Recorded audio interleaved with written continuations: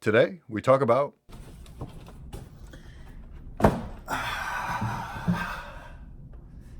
extra butter. Yo, so finally the day has come. I did discuss having gotten a raffle most recently, finally won my first raffle. Maybe the water seals have opened in the, or how do you phrase it? The seal has broken. Got him. First of all, cannot ignore packaging. Love this bag. Inside says, stay smooth, like butter. What else? They got their website written in on one side. They have their Manhattan location and their Long Island location, and then their handle. Nice. Yeah, super nice bag. Dig it. Now to brass tacks. Label. All right, so take a look at the box.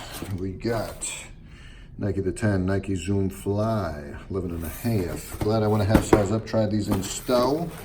Got the swoosh bop of orange classic paper. And here they are, baby. Real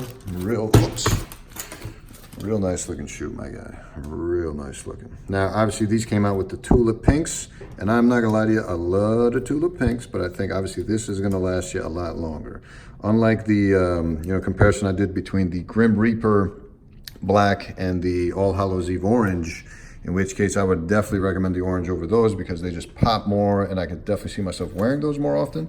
These are gonna be wearing more often than those pink issues. But then again, people who are getting those pinks have a ton of sneakers probably in their collection that they're alternating with a ton of other stuff. So probably not something they're worried about too much. Now, these came with black laces and the Nike tab right there. The 10 insole, as you can see.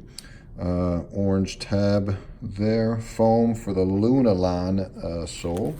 Nice stitching detail across the black swoosh, which I love. The cross weave. Now it did come with the white laces, which I don't think would work as well on the shoe as the black does, although I could be wrong. I'll have to look up some pictures and see how it looks. A closer look at the outsole pattern. Now I figured this would be as good as opportunity as any to discuss the history of this shoe. So let's get it. First things first, let's go find the inspiration for these bushes, which would be right, where are they?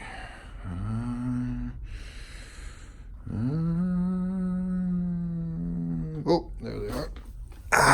So let's bring these puppies out here. Let's talk about it.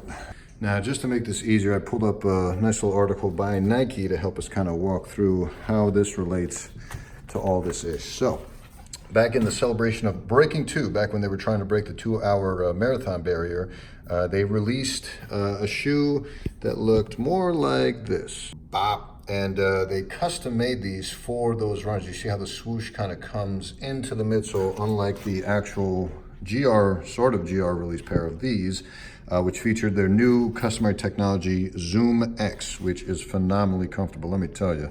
Rivals Boost, rivals Lunarlon, rivals whatever you want to put in here. OD. Now, obviously this pair did have a very limited release, but was mostly just a customizable pair for the actual marathon runners who just missed the mark on beating the record. But still, a phenomenal feat nonetheless, just to try. Life is about trying. Just do it. Do it. Now, while this model came out to kind of introduce general runners to that idea called the Vaporfly 4%, reason being that this is technically supposed to make you 4% faster in your mile time, marathon time, day to day, whatever. The one that released more generally to the public was this pair right here. This is the Nike Lab Zoom Fly SP. That was kind of, a model from the prototype era of when they were trying to make the Breaking 2 model. And that's why that pair came with nice little design details of those original sketches, or original sketches of the original design details, I should say. Moving forward, now the other main difference is this model as opposed to this model that has that lovely Breaking, I almost said Breaking Bad, Breaking 2 awesome debut of this new cushion technology, Zoom X, This only has Lunarlon, so it's a little bit of a, I wouldn't say a shady tactic, but itty wittity. Now, blah, blah, blah, blah, blah. So you get all these design details, which you don't get on these because they are the off-white pair. So, whereas here you have the written foam, either on the inside or the outside, I'm not entirely sure. You miss some of the details that they write into the iconography, like right there. Obviously a little bit different than the writing you see for this model, because obviously it's different cushioning technology, but here you got the Nike Running Innov Concept ZM Fly, design version 7.2 with the pinwheel on it. Now this was a cool little graphic that Nike included. You guys can pause this to kind of get a reference for all these different decals that they included on the shoe, and these are the locations that they would put them for that model. I did not buy a pair of those because, actually there's a few more here that you can kind of look into. Well, pretty cool. Dope. Yeah, so, you know, that release, but the reason I didn't buy a pair is because I already had a pair of these, which was not the takedown version, which I would consider that the takedown version. Now, with that said, I did win this raffle, so I was not going to pay resale for these, but to get them for retail, to include another model of the 10 in my collection, I had to do it to them, so I did. And that's where we are. So a brief little history of them. Can't wait to rock these. I know a lot of people have an issue with the see-through, but listen, bro. Just wear black socks. It ain't that hard. We already wear Nike Crew. Come on. Yeah, I gotta find a home for these guys with the rest of the off-whites. So let's do that. Find the rest of the family here.